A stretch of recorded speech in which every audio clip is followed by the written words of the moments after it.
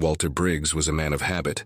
For as long as anyone in the quiet town of Ridgewood could remember, he spent his days fixing cars in his small, worn-out garage. His reputation as a brilliant mechanic was well earned.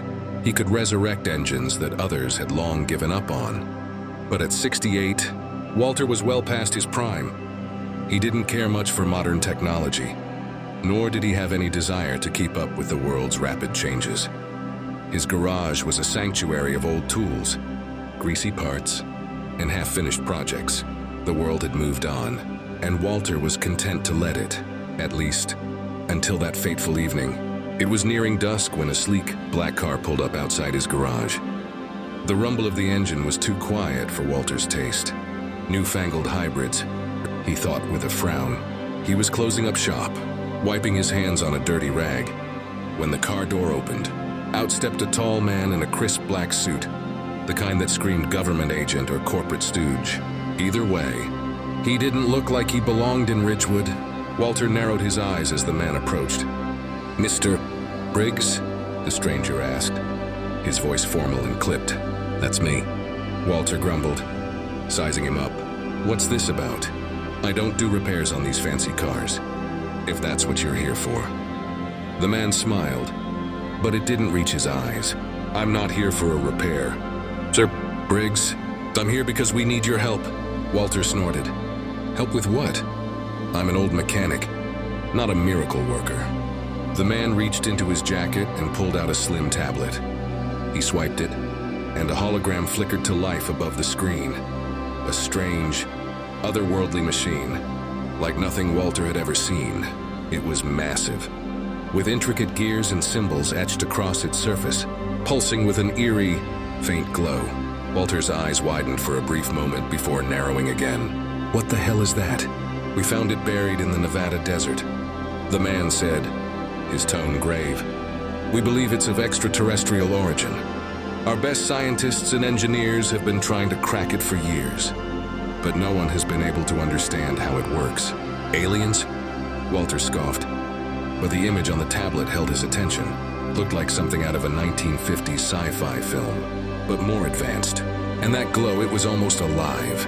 The man continued, "We've run out of options. We've studied your work. Mr. Briggs, you're one of the last true masters of analog mechanics. And this device, it doesn't conform to our digital frameworks. It's mechanical, but with layers of complexity we've never encountered. We believe you might be able to help." Walter crossed his arms. "I'm just an old grease monkey. Why would you think I can do what your fancy scientists can't?" The man hesitated for the first time. "You worked on some classified projects for NASA in the 80s. Things we know are still being kept under wraps. You've got experience with unconventional technology. Mr. Briggs, you're our last shot." Walter felt a tug of something he hadn't felt in years. Curiosity. He had worked on top-secret projects, but that was decades ago, back when his hands didn't shake and his mind was sharp. Could he really still have something to offer? The machine on the screen, there was something about it. Something familiar and yet completely alien. Walter let out a long breath, staring at the hologram. "I'm too old for this crap." The man didn't flinch. "We can't force you, but if you help us, you'd be doing your country and maybe the whole planet a service. You'd be the one to solve a mystery no one else can." Walter glanced around his cluttered garage, the weight of routine and age settling over him. He could spend the rest of his days tinkering with carburetors and transmission belts, or he could take a shot at something bigger, something that might actually matter. After a long silence, he nodded. "Fine, I'll take a look at your alien gizmo, but I'm no miracle worker." The man smiled that cold smile again. "That's all we ask." As Walter packed a small bag of tools, his heart pounded in a way it hadn't in years. The dull routine of his life had suddenly been shattered, and as the black car pulled away from his garage, he couldn't help but feel like he was driving straight into the unknown. But then again, what did an old mechanic like him have to lose? The ride to the government facility was long, but the silence between Walter and the suited man was longer. Walter stared out the window as the black sedan hummed along the empty desert highway, his mind a tangle of thoughts. He hadn't been involved in anything bigger than an engine rebuild in years, And now he was being carted off to look at an alien machine no one could crack. He shook his head, wondering if this was all a mistake. When they finally arrived at the facility, deep in the Nevada desert, miles away from civilization, it was clear this was no ordinary military base. The entrance was built into the side of a barren rock formation, disguised from prying eyes. Armed guards and layers of security greeted them as the car pulled up. Walter could feel the tension in the air, like everyone here was on edge. Desperate for answers, they were quickly escorted through a series of checkpoints until they reached an underground lab, bustling with activity. Scientists in white coats darted around, examining various pieces of equipment, but the centerpiece of the room was the alien machine. Walter froze the moment he saw it up close. The device was even more imposing than it had looked on the tablet. It stood about 10 feet tall and stretched out across the lab like some kind of metallic beast.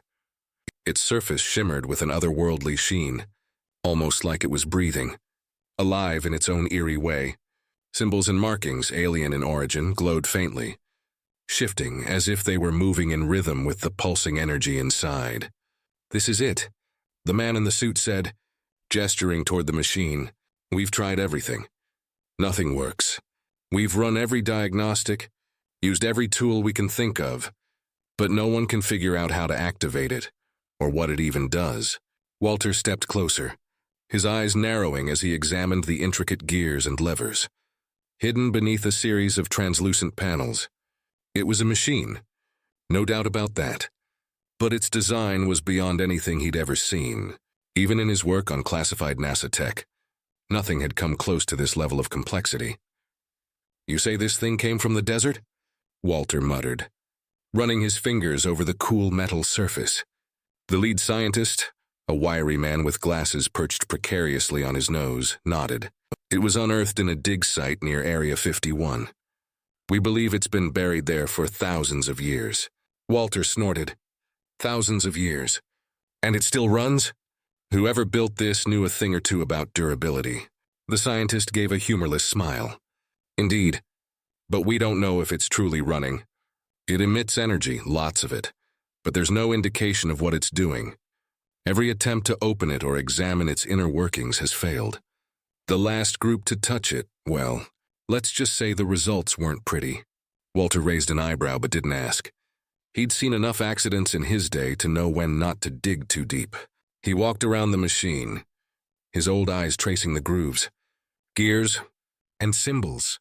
The faint hum emanating from it was almost like the sound of an engine idling, waiting for someone to press the gas. "Any idea what these markings mean?" Walter asked, pointing to the shifting symbols. The scientist sighed. "We've consulted the best linguists and cryptographers in the world. The markings don't correspond to any known language or code. It's like they're alive, shifting constantly. We've given up trying to translate them." Walter rubbed his chin thoughtfully. His mind wasn't on translations or alien linguistics. It was on the mechanics. Despite its alien origin, the device was still a machine, and every machine followed basic principles. There had to be a way to interact with it.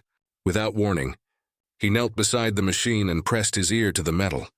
The scientists exchanged confused glances. What are you doing?"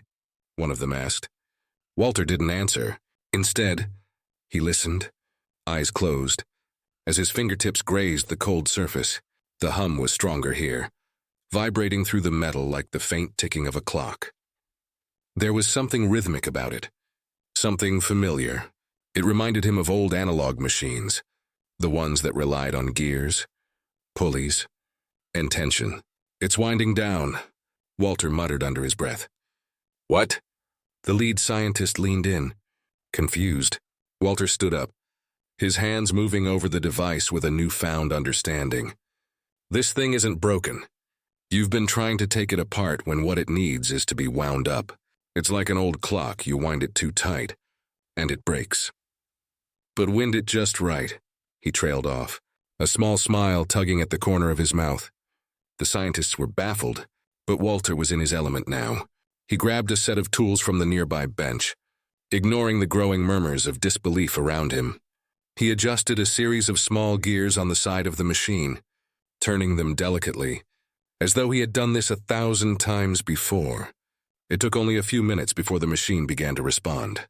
The pulsing hum grew louder, more distinct. The glowing symbols brightened, shifting in time with the rhythm of the machine. Walter stepped back, wiping his hands on his overalls. As the entire lab watched in stunned silence, the lead scientist stepped forward, eyes wide. What did you do?" Walter shrugged. "I wound it up. Now, let's see what happens." "Oh, gum." As if on cue, the machine came to life. Panels slid open, revealing an intricate network of gears and pulsing lights inside. A soft, steady hum filled the room as the alien device began to turn, its inner workings finally revealed for the first time in millennia. The scientists were speechless. Walter folded his arms across his chest, watching the machine with quiet satisfaction. For the first time in years, he felt alive, like he'd just solved a puzzle no one else could.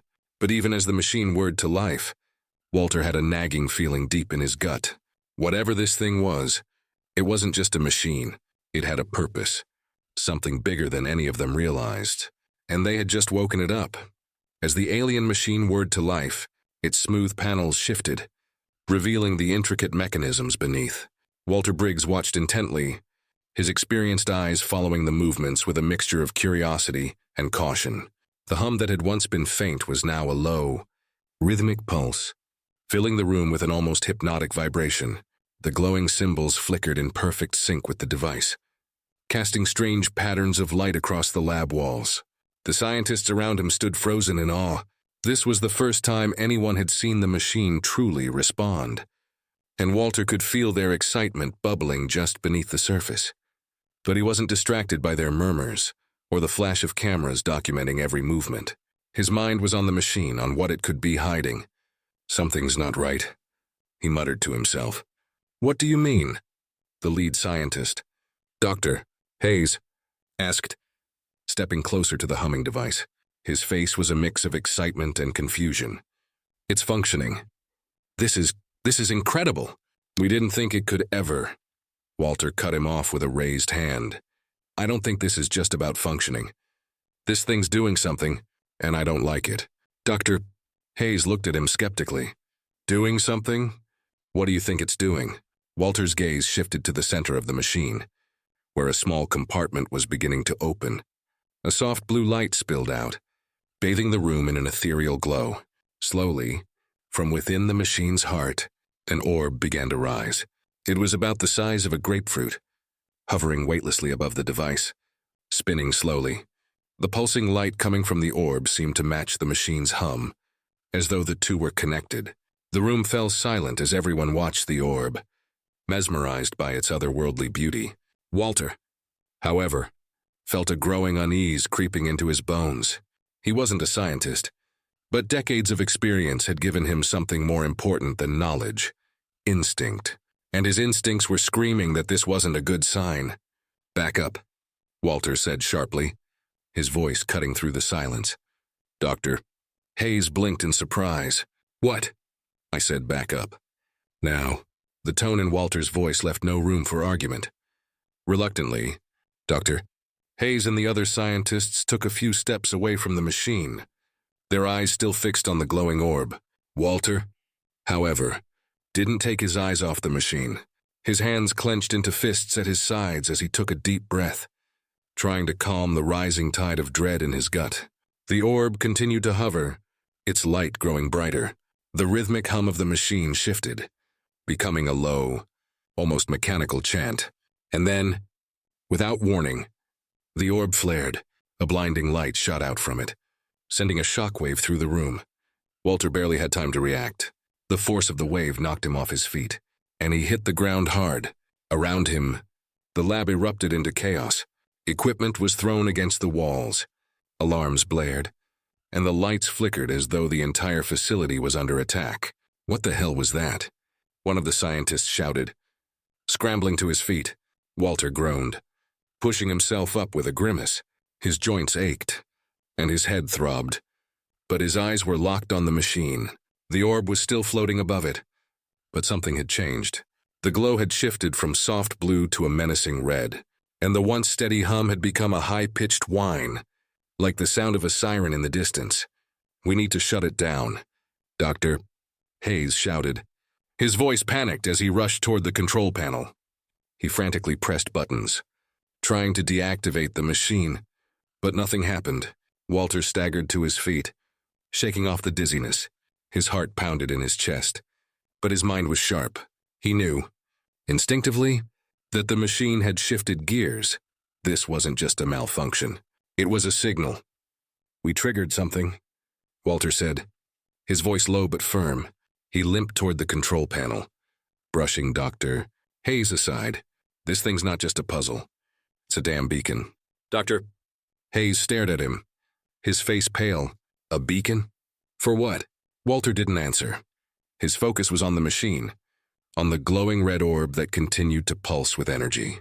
His fingers moved over the control panel, searching for a way to reverse whatever he had set in motion. But as he worked, the room's main screen suddenly flickered to life. The image that appeared made Walter's blood run cold. A massive ship, unlike anything built by human hands, was descending toward Earth's atmosphere. It was sleek and angular, glowing with the same red light that pulsed from the orb. The alien design was unmistakable, and as the ship moved closer, Walter could see that it was far too large to be a scout vessel. This was something else, something far worse. "Doctor," Hayes's voice trembled as he spoke. Is that what I think it is?" Walter nodded grimly. "It's them." The room fell into stunned silence. The ship was closing in fast, and Earth's defenses wouldn't stand a chance against something like that. Walter's mind raced, trying to piece together what was happening. The machine, the orb, it had all been a trap, a lure set by whoever built that ship. And now, because of him, they were on their way. "I need answers." "Briggs." "Doctor," Hayes snapped, his voice rising in panic. "What the hell have we done?" Walter's jaw clenched. "We woke up something that should have stayed buried." As the alien ship continued its descent, Walter's gaze shifted back to the machine. His instincts told him there was more to it than just a beacon. The device wasn't just a lure, it had another purpose. A purpose he hadn't figured out yet. But he would. He had to. Ignoring the chaos around him, Walter returned to the machine. His fingers traced the gears he had adjusted earlier, his mind working through the puzzle. The machine had activated the moment he wound it up. That meant it had a mechanical core, a system that operated on logic, not just alien technology. If he could reverse the process, maybe, just maybe, he could stop the signal, or use the machine for something they hadn't anticipated. As the alien ship loomed closer on the screen, Walter tightened his grip on his tools. "We've got one shot at this," he muttered. "Shot at what?" "Doctor," Hayes asked, his voice shaking. Walter didn't look up, stopping them, or at least giving us a fighting chance. The room was on edge, but Walter's hands were steady as they moved over the machine, making adjustments. He had worked on his fair share of impossible puzzles in his lifetime. But this was different. This was the kind of challenge that no one else could solve. And if he didn't crack it, the entire world would pay the price. Walter's hands moved with a precision that belied his age, his fingers deftly adjusting the machine's delicate gears and components. Every second counted now. The red glow of the orb above the device was intensifying, pulsing faster with each passing moment, like a countdown to something terrible. The alien ship loomed closer on the main screen, a hulking shadow against the planet's atmosphere, ready to descend upon an unsuspecting Earth. The tension in the room was palpable. Scientists scrambled around him, frantically trying to analyze the incoming data. Dr. Hayes barked orders at his team, but it was clear none of them knew what to do. The military personnel stationed in the lab were on edge, their fingers twitching toward their sidearms, as if that could stop the approaching disaster. Walter, however, remained focused. Years of working on delicate, old machines had honed his instincts. He could feel the machine's rhythms, its complexity not unlike the most intricate engines he had ever encountered. He'd cracked puzzles that had stumped younger men for decades. But this was different, this was alien, and it wasn't just a machine. It was a trap, designed to call something far worse. What's the plan? Briggs? Doctor, Hayes demanded, his voice strained with fear. He stood behind Walter, watching the old mechanic work. Walter grunted, his eyes never leaving the machine. The orb. It's a transmitter, like I said. But it's not just sending a signal out, it's interacting with their ship. Doctor, Hayes frowned. How can you know that? Walter tapped a part of the machine where the glowing red symbols pulsed faster and faster. Look at the timing. This isn't just a beacon, it's guiding them. If we can break that connection, we might have a chance. How? Doctor, Hayes asked, his frustration barely concealed. We've tried everything. This tech, it's beyond anything we've ever seen. Walter shot him a sidelong glance. You've been trying to brute force it. That's your problem. Machines like this, doesn't matter if they're human or alien, they have weak points. Everything does.